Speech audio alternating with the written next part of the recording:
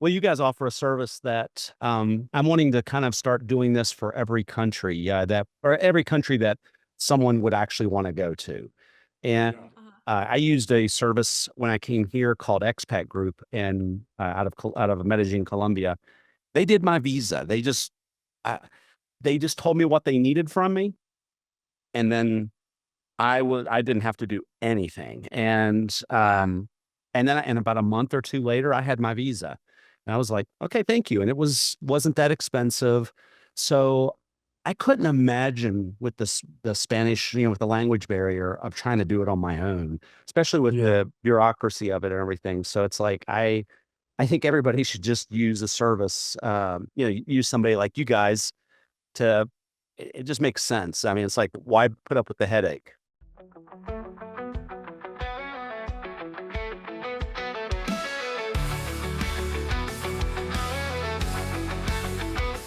When I was, like, 23, I was like, "Oh, I'll just go to a country and I'll figure it out." And now I'm not 23 anymore, and I have, responsibilities. And for me, it's like, I would much rather pay a little bit of money to somebody so I don't have to worry about it, Yeah. and just not deal with the headache and all the time. And one of the ways I think about it is if you value your time at, $100 an hour, for instance, you're gonna save money by just not having to figure out this process and go stand on lines and things. So, Yeah, and also, I mean, Vince, go countries ahead. sorry, I was just gonna say the countries where we work, the bureaucracy is different than most of our clients might anticipate. Yeah.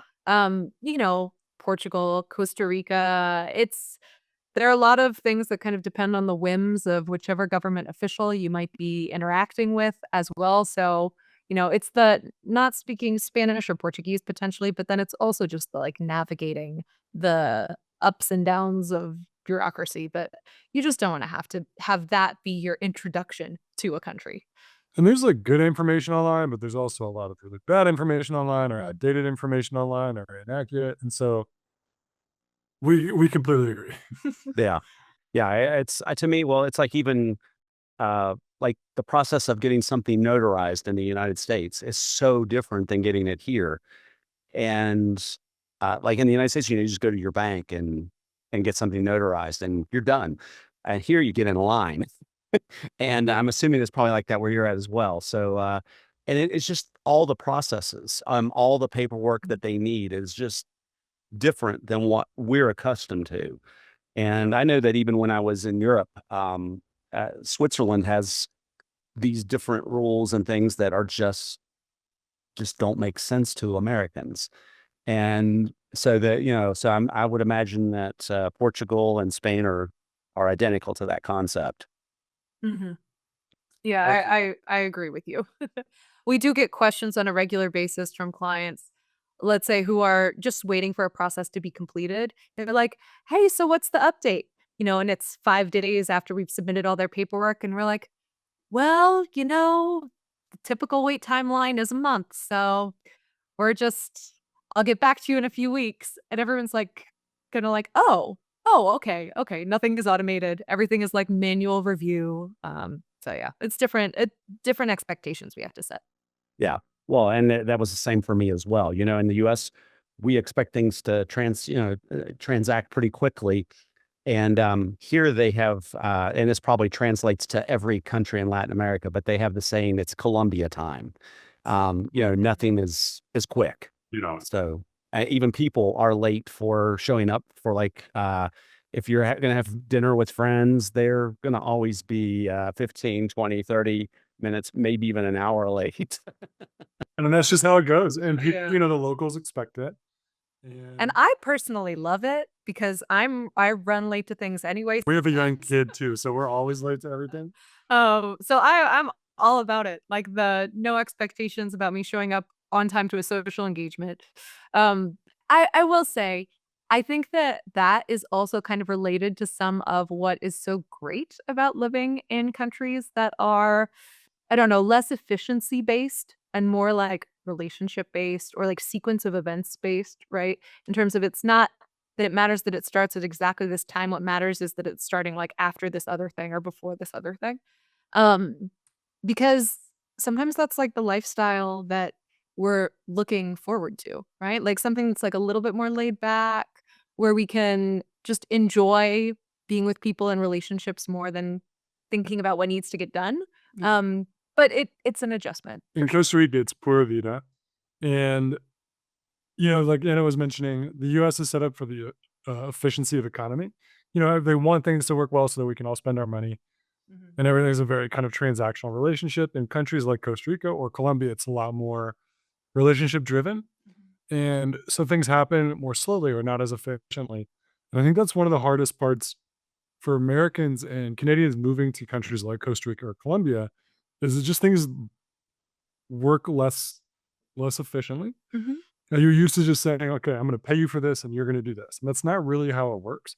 We've had people turn down lucrative jobs because they just don't want to, or they're busy, or they're prioritizing other things. And that's a big, big adjustment for Americans. And but at the same time, we want this idea of Pura Vida, and it just you have to kind of relax into Yeah. to that, and so you can appreciate it and not just be frustrated by things not happening super quickly. I'll give you a really good example from last week. Zach got an important piece of mail from the IRS, except it didn't come to our house. It came to the grocery store that we often go to that's like 5 minutes down the road. And so we go to the grocery store to do kind of like our weekly shopping. And the guy behind the counter, Elkeen, who's a good friend of ours, is a wonderful guy, is like, "Oh, Zach, I have a letter for you." And we're like, Why? "Why?" He's like, "Here you go." We're like, "Oh my God, perfect timing. I'm so glad we got this when we did," because like, I owed $44 the next day, but it was just one of those things where I'm like, well, that is inefficient and odd, but also like, Wonderful. how lovely that Elkeen is definitely going to make sure that I get my mail. and also just I have no idea how that letter ended up there. I mean, Also, it was the Costa Rica Postal Service. yeah, Yeah. but we're talking a lot, and without having been asked any questions. But just to give you an idea, our official address is 1 kilometer east of the communal gym. It's like literally what's on all of our official documentation. So that they left that letter at that place. I mean, it Actually worked out. kind of makes sense. Yeah. Yeah. Anyway, So I actually have I found a service in the U.S. I lived in North Carolina for most of my adult life. The whole time living in North Carolina, there's a service called My Traveling Mailbox. It's like $25 a month. They scan my mail for me, and it's just it just makes it easy for me to be here because you all are a lot more brave than me. I do not trust the Colombian Postal Service. It is inefficient, but I do get things. I had something I ordered. I like this coffee from another part of Colombia, and it's not that expensive, and I have it shipped to me. But I'll do like 6 bags at a time, and that comes. I'm always crossing my fingers that I get it, but yeah. yeah. Yeah. So yeah, things aren't as efficient, but yeah, I agree. It's I don't know. The people are definitely are nicer. I find Latin people in general just some of the nicest people. So Very warm. And of course, it's case by case and, Country by country by country. But we felt very welcomed here. And having each lived in 6 countries, now I would say, yeah, I've never felt more welcome than I do here in Costa Rica. how long have you guys been in Costa Rica? 3 years now. 4 years and yeah, Yeah, 3 it's years. still pretty far off. Yeah. And so you say you've each lived in 6 countries. So what countries have you lived in? Oh, well, we met actually when we were working in East Africa. So we worked for the same large nonprofit there. Well, don't bury the lead. Anna was a big boss, and I was hired as a lowly associate. And she may have taken advantage of the power dynamic. She did one of my interviews. He tells the story all the time. And And then, we got together after 6 months. I was there for 6 months. anyway, we worked for the same organization in Kenya, actually, and that's where we met. So a few different countries in East Africa. I lived in also Rwanda and Uganda. And early on in my career, I lived in the UK as well. Yeah. I was in Dominican Republic. I did Peace Corps after college, and then Uruguay, and then Kenya, Rwanda, Costa Rica. Okay. So the UK was definitely more posh than than probably the places in Africa. Definitely. Yes, that's true. Also, especially given where I was, which was in Dorset, like southwest of London and in a really beautiful location. Uh-huh. Okay. So it sounds like you both were destined to meet each other with all of this international Well, travel. that certainly made it happen with Oh, employment practices. It's a good thing you aren't in a dress, or you might have a lawsuit against her. Oh my God. Certainly. Anyway, moving on. That's not at all true. So what are all the services that you guys offer to people looking to move to, whether it's Costa Rica? If I'm not mistaken, it's Costa Rica. You do Spain and Portugal, and you also Might do as well. Panama. And I think I'm missing one. No, those are the four, and we're expecting to expand countries over the next few years. Okay. There's just interest in going to all sorts of places, and so we'll be expanding to countries that have accessible visas for U.S. and Canadian and UK clients. So, and maybe to tie it a little bit more into what we're just talking about in our backgrounds as well. Um, the idea behind the company is that we both used to work for international organizations that would relocate employees to new countries. My background's in international HR, so I helped relocate international employees and get them settled in. But we realized that a service that's that like holistic support doesn't exist for people who are moving on their own, for your digital nomads, for people who want to retire abroad. So our services are intended to encompass everything that you're really going to need when you move to a new country. So that definitely includes your visa. It also always includes where are you going to live. It then will also include any like logistical support that you need, particularly for the visa. So, for example, in Portugal, that's going to be your tax ID. It also might include opening a bank account or support to open a bank account after you've arrived. Depending on the country and if it's a common desire, it will include helping you buy a car.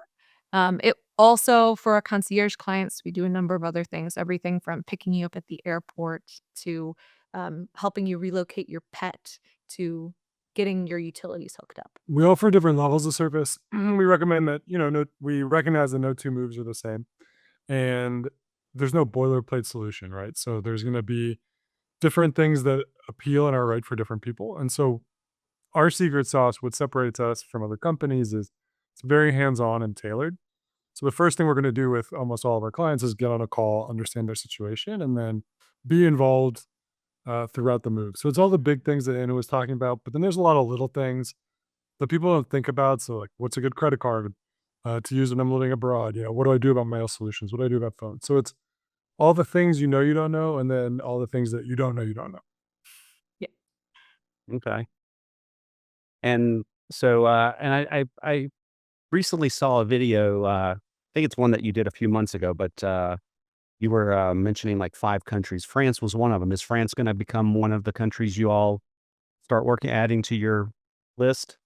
We will see. Yeah. I think it always depends on client demand and also where we do find that there are going to be accessible visa options for digital nomads and retirees in particular. Okay. Yeah, and of course, Spain. I know. One of the things I'm interested in Spain actually is just because they have the Beckham law. So a foreigner can come in and pay no taxes if they're not making income in Spain. So that makes that digital nomad visa or the non-lucrative really appealing. It is. I will say, just to be clear, it's not that you don't pay any tax, but there's a flat tax for the first 5 years. So, and it is a low rate. So it makes it a lot easier for you.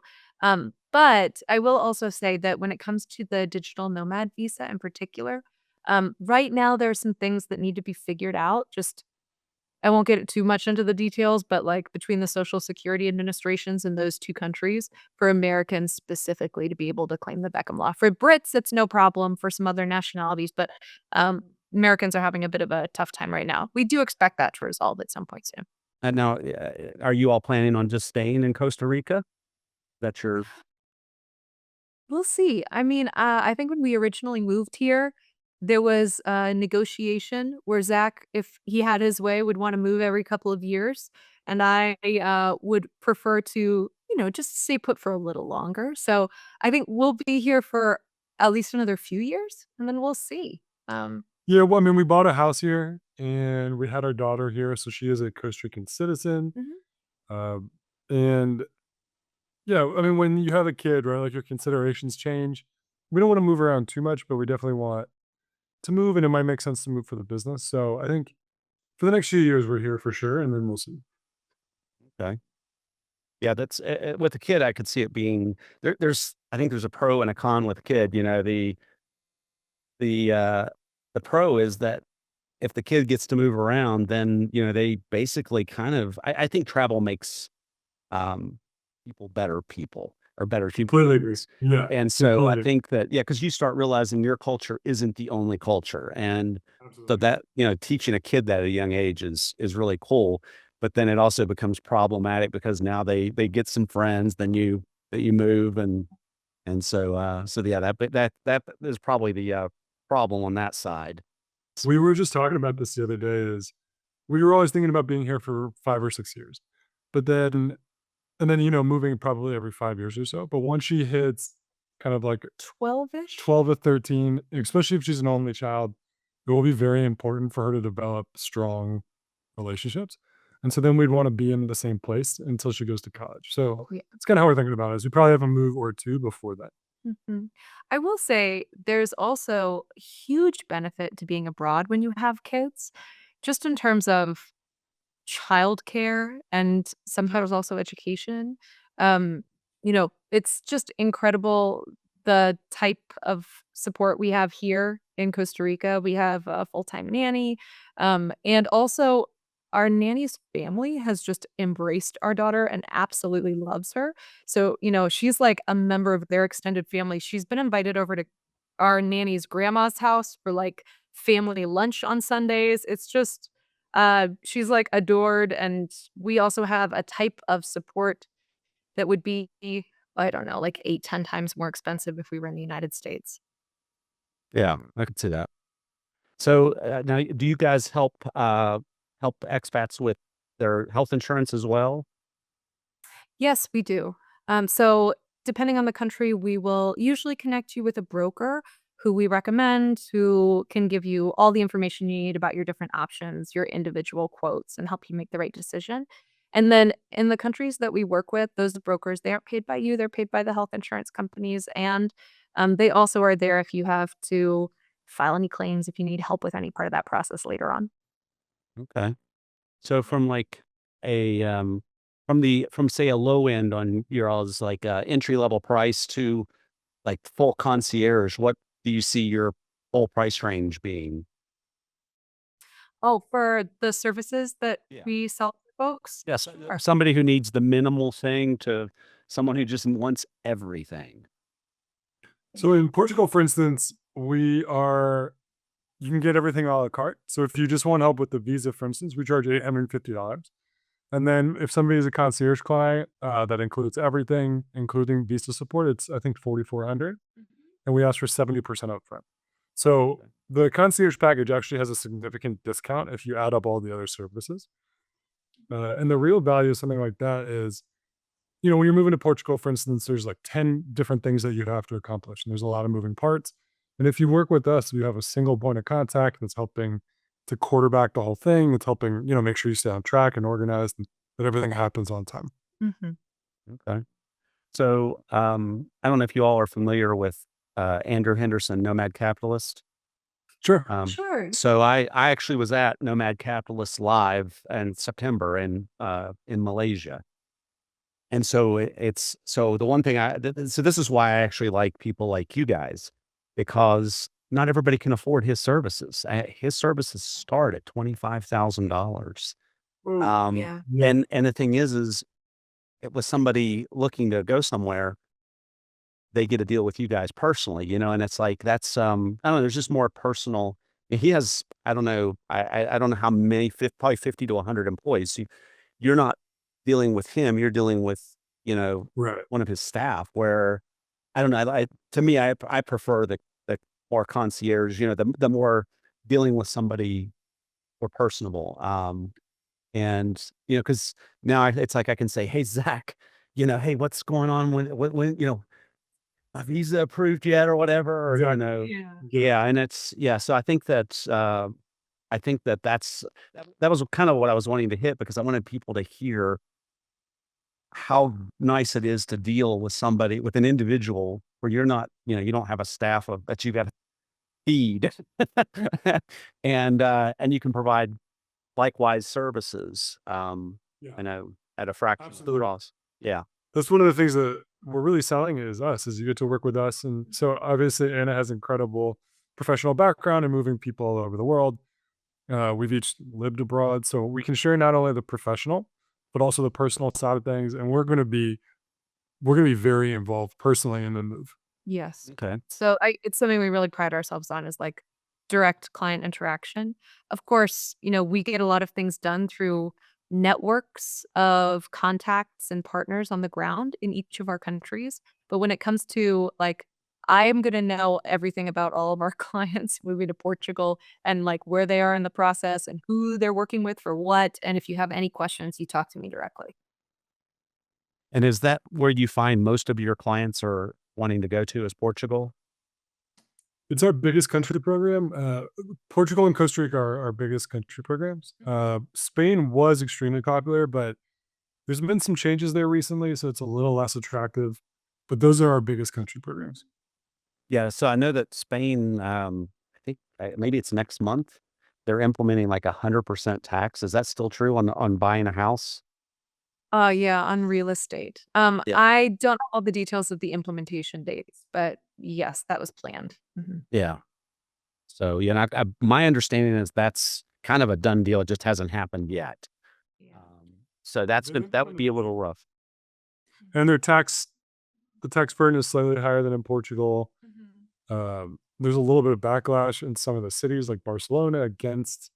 Well, more related to tourism and kind of the concept of over tourism in certain places, which doesn't affect our clients really, but yeah, just some things to be aware of there. Yeah, just what was once a very popular destination for expats is a little less now. Yeah. Well, and I'll be honest, I've always been more of a fan of Portugal than I have of Spain. I like Spain, but I don't know. I have only been to a few places in Portugal and I've really enjoyed them.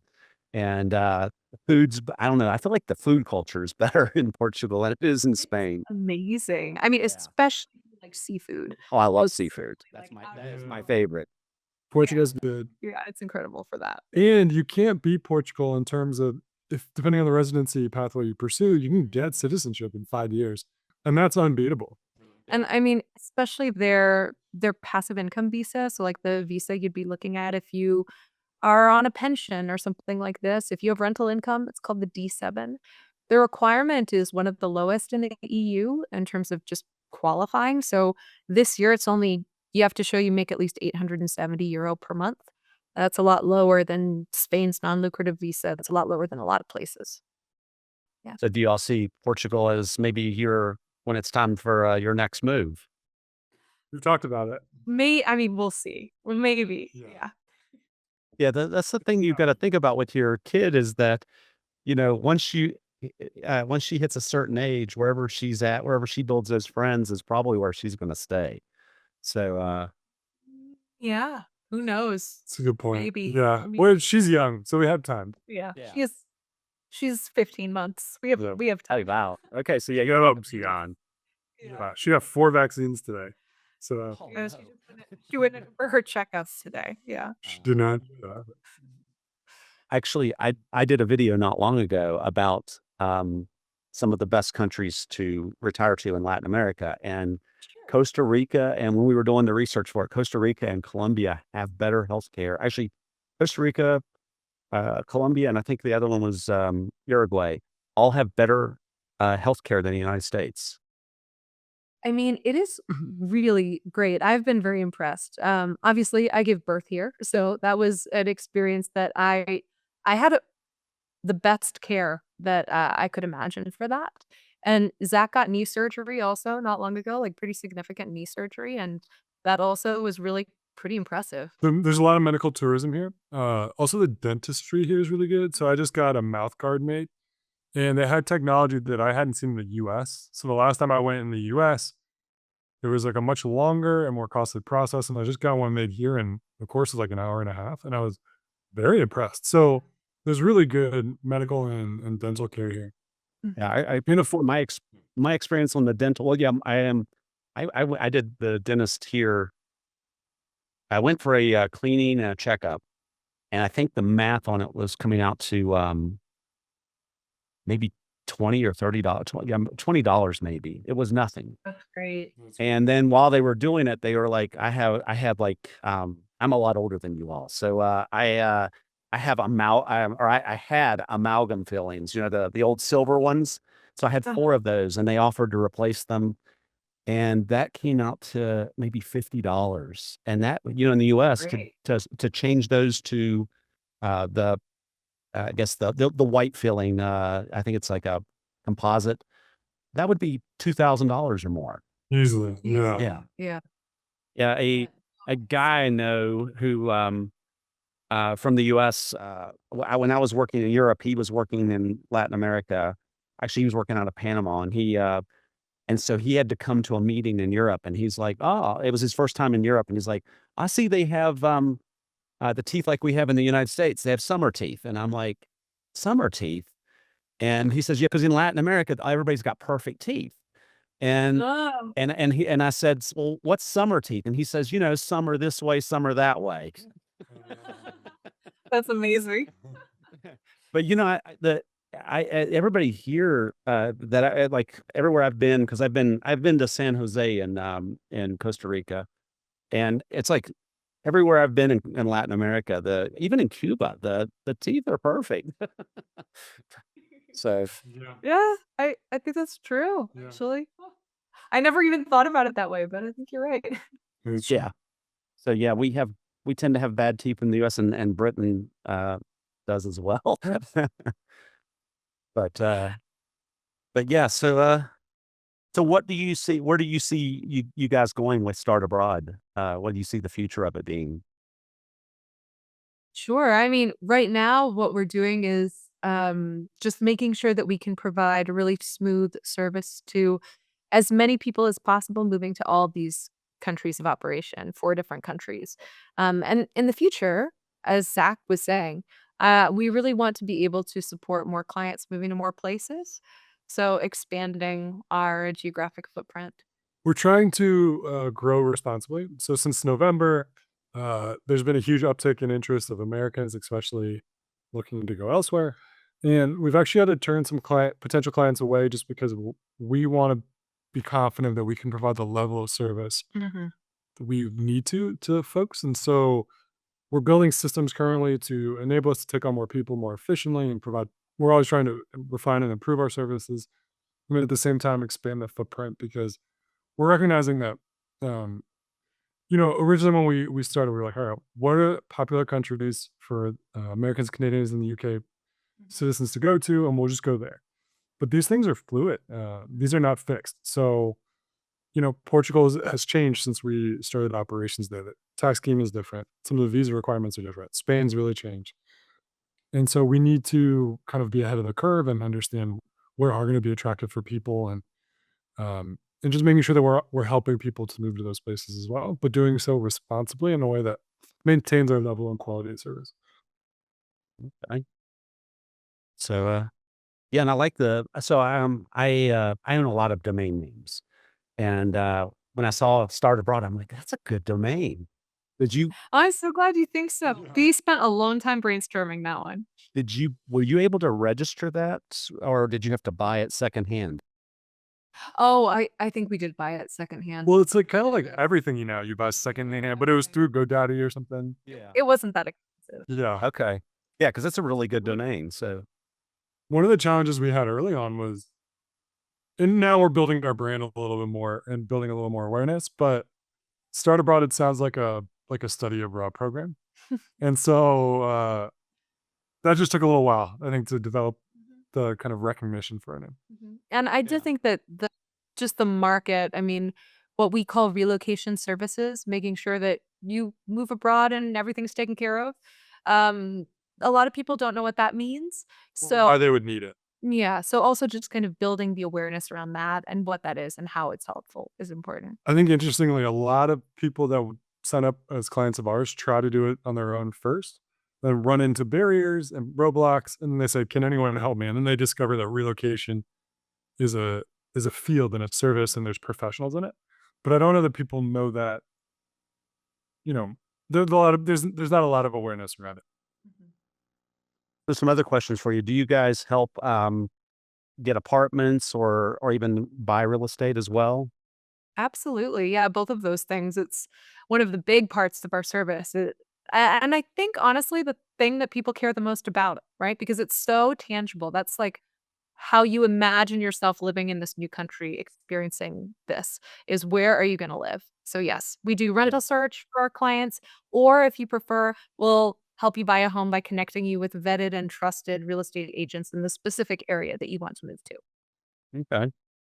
Yeah. It is the well. Yeah. Yeah. I think it was the So United States in the 1950s. Yeah. you really need to know that you're working with someone trustworthy. There's scams everywhere, and so one of the things that we do as a company is we vet partner providers, so that one of the things you get when you work with us is that you know that anyone we connect you to is legitimate and has a track record working with experts. Okay. And so people's belongings, if they want to ship everything they have, do you help with that as well? Yes, we do. And there are different levels. I usually talk to people about, are you going to be the person who wants to bring all their possessions onto the airplane with you in 10 bags? Or are you going to be the person that wants to ship their furniture and, send a 40-foot shipping container? Regardless of your situation, we'll help you with that. And just to clarify, we're not shippers, but we will connect you to a vetted shipper. Yeah. Or if you're going to bring all your things on the plane, Tell you how to do it. I'll tell you. It's even with the shipping container. Yeah. I mean, I totally get you're not shippers, but the thing is I can go ahead and tell you if we both were to list out every friend we had, I bet nobody on that list knows how to ship something on a container. That's just not something that we're equipped Yeah. with, that nobody ever had, Right. so yeah, it's sort of a one-time thing. You do it and Right. it's not a easy thing because you got customs on both ends. So Yeah, it's true. And, paperwork, depending on the country, to get your stuff in without paying tax, a whole mess. I think where it starts though is just having a conversation because sometimes people say, "Well, I'll move to Portugal and I'll bring my stuff." But I think the first thing that you should do is have a conversation about should you bring your stuff? Like, Mm. do you need to bring your stuff? Because in most cases, we recommend going light, especially if you're not going to buy a house immediately. Like, go rent for a year, see if you actually need your stuff, see where you're going to end up longer term. Then, if you have a bunch of like beautiful furniture and you want to keep your car, then you ship it. But most of the time, I think people go and say, "Oh no, I can get what I need here. I'll bring some of my stuff, but I don't need a 40-foot shipping container." So I think that's the place that we like to start is having that conversation, educating about, what are import duties? What is this actually going to look like? And is it worth it for you? Yeah, I'd say a lot of what we do with our package clients is we give them the information that they need to make the right decision for them. Very well said. I thank you. so yeah, I'm a firm believer that it's- everybody should go through this route of just finding somebody to do this for them because it's there's just a lot of moving components to this, and I've learned along my own way, and I've done a few things myself, but most things I've hired somebody to do because I just find that the bureaucracy of how the governments work is just so much different than what we're used to in the U.S. So just makes it easier if you just say, I mean, you said I think you said you were 23 when you were doing some stuff yourself, and at 23, you don't have money, It doesn't matter. Yeah. You're like, okay, this is all I've got. I'll do it myself. But, I'll stand in that line for 5 hours. It's fine. Yeah. yeah. But yeah, once you're, 30 years old, you start, you have things and it's just better to pay somebody. And I think you gave the example a little bit ago, $100 an hour.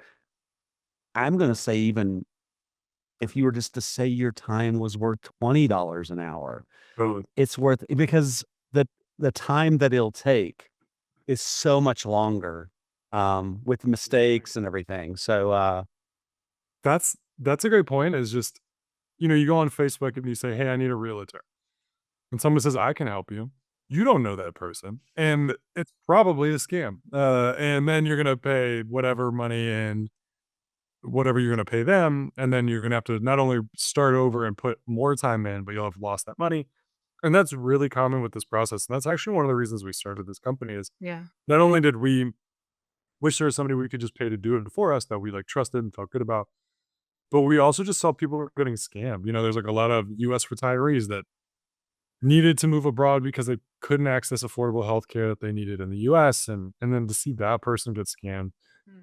and what should be this really positive experience that I get to move to Costa Rica now becomes I don't trust people. I got scammed. They took $10,000 from me. And, Mhm. that's heartbreaking. And so we want to be able to help people with that.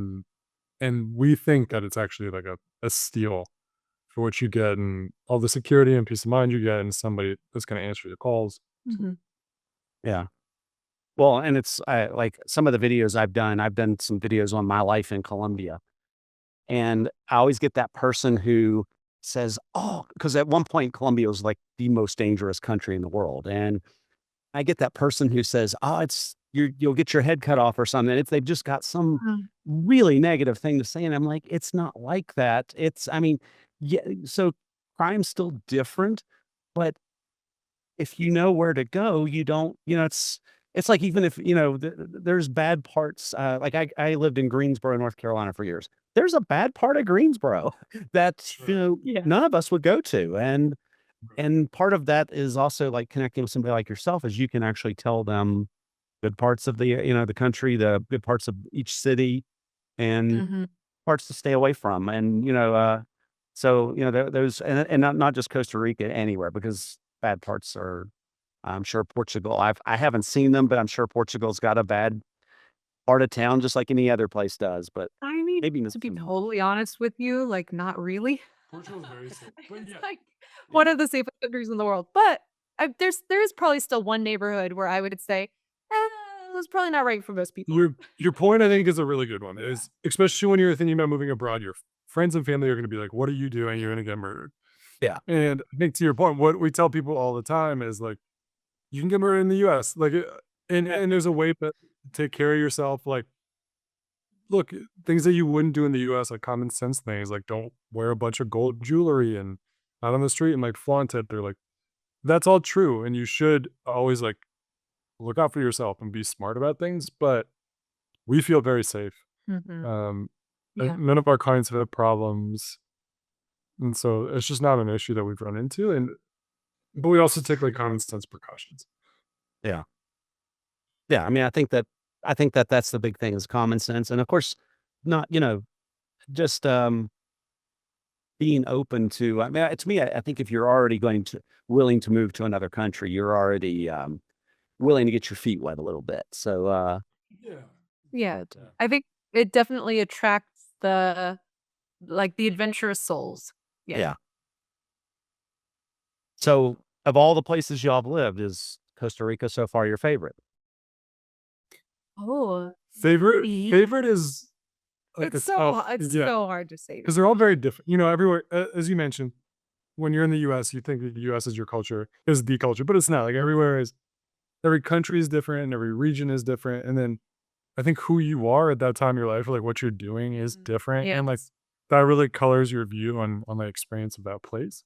Mhm. Yeah, I had a really wonderful experience in Kenya. And that was like a part of it was like where I was in my life and the people around me and the place. And I still think so fondly of Kigali, Rwanda. It's like there's part of me that misses that. But, it's just yeah, I've really appreciated everywhere that I've lived. And there's pros and cons to everywhere. I didn't love everything about the No. country I lived in, and I I don't know. and I don't love every part about Costa Rica. I think that's important to point out to folks is you're not gonna move to Costa Rica or Portugal and all of a sudden everything's gonna get better. Like, life is still life, and there's gonna be pros and cons everywhere, and what you hope for is that your new normal is, like, slightly better than the place you left.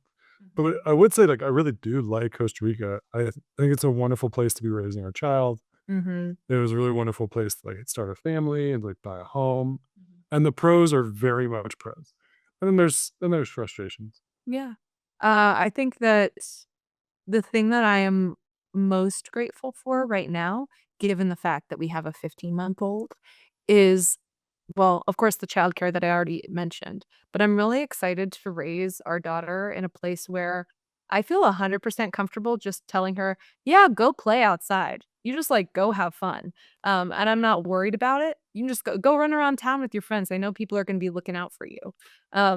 And also that we live in a place where she can grow up surrounded by nature, with like monkeys in the backyard and like a garden full of food that we are able to grow. And it's just beautiful. And I think culturally too that she's gonna be looked after by the community. She's gonna grow up in a culture that like doesn't prioritize work, work, work. I think is really important. And then this culture is like she's part of another family. So like our nanny, like she'll just go over to their house and always be like a member of their family. And because we live far away from our own family, that she has that, I think is really, really wonderful. So I really like Costa Rica and I'm really glad we're here right now. Yeah. Okay. Yeah, and I feel the same about where I'm at. I've really enjoyed living here. It's I don't know. I like we said just a little bit ago. Latin people, you summed it up pretty well. My experience with all the Latin people I've met they're very warm. Um, it's just it's easy to become friends. I feel like it's harder, in Europe than the United States. It's almost like we have a barrier. We have to we're subconsciously summing you up, and to see should we be talking? Whereas it just Yeah, doesn't seem like it exists as much here, and it's like, oh, we could be friends, and totally. yeah, I like that. It's just not the same kind of hesitation to I like being here. initiate interaction, right? It's just like Yeah. kind of taken for granted that you're walking down the street, someone else is too. You smile and you say, hey. Yeah. Like, We walk our dogs and with the baby most days. And every car that drives by, they're waving at us and we're waving at them. I don't know who's driving that I car. have no Doesn't matter. but everyone just says hello. And we know the neighbors. The neighbors are looking out for us. Yeah. And we'll bring each other like baked goods every now and again. It's just in that way, it's really, really nice. And I think sometimes you don't realize that that's a missing when you're in the States. Um, but being here, it's like, oh, I want to live in a place where this is the case. Well, in the United States, we live to work, and in most other parts of the world, they work to live. Absolutely. So, I Yeah. think Yeah. that's true. okay, well, this has been fun. I'm glad I got to talk to you guys, and I'm glad we had to reschedule, and I think it was a time zone change because when you booked it, it was Probably. and Yeah. it's like I would have thought my calendar would have adjusted automatically. I think we assume the same. I think so Yeah. too, but that's okay. I mean, it's great to talk to you now. Yeah. And thank you so much for inviting us. Really appreciate you reaching out. Yeah. And I love your videos. So it's like you have you have really good videos, good topics, and so I stole a topic from you, but just applied it to Colombia. You're always welcome, Sam. What topic was it, out of curiosity? So yeah, you got like fantastic topics and stuff. So That's all I know. yeah. Thanks. So but yeah, you I've guys. been slacking on it lately. I need to get back to it. We've been busy. Yeah. So Well, Matt, thank you so much for reaching out. It's been a real pleasure talking to you. And yeah, if anybody you know is like interested in those countries, we do free consultations. So you can put them in touch with us directly or just send them to our website and they can sign up for a free consultation. And we're like very happy to tell people about their options and Yeah. walk them to next steps. Maybe we could just tell people where to go to learn more information about us and our services. yeah, actually, so yeah, what's your contact information? I'll make sure that we get it included as well. But I know your website's startabroad.com. That's right. Yeah. And And what's if the you go there, uh-huh. sorry. But if you go there, the best way to get in touch with us for most people is just sign up for a free 15-minute consultation. There's a big orange button at the top of the website. And you can talk to us about whatever country you're interested in. We'll try to answer all your questions. And if you just want to make email contact, send us an email at info@startabroad.com and one of us will answer. Okay. Sounds good. Well, Yeah. hopefully that anybody looking to come to Costa Rica or Panama or Spain or Portugal will reach out to you guys. And yeah, because you guys seem like you have a lot of knowledge, and most importantly, you're personable. So to me, that's one of the bigger, for me at least, that's one of the bigger things. I don't want someone who's just, cold. So yeah. I mean, absolutely. And it's also like within the culture of these countries that we've been talking about, right? Like a big part of it is going to be, is this a big, intimidating process, right? Like who's going to be walking you through it and making sure that it's all taken care of? I think a huge part of our job is not only getting all the boxes ticked for you, but also making sure that as we go through it, you know what's happening, and also that like every call that I have with you, hopefully that anxiety level is like dropping way, way, way down. Yeah. So Yeah, we really appreciate it. Pleasure talking to you, and let's just be in touch. Yeah. So and as I run across people looking for those countries, I'll send them your way.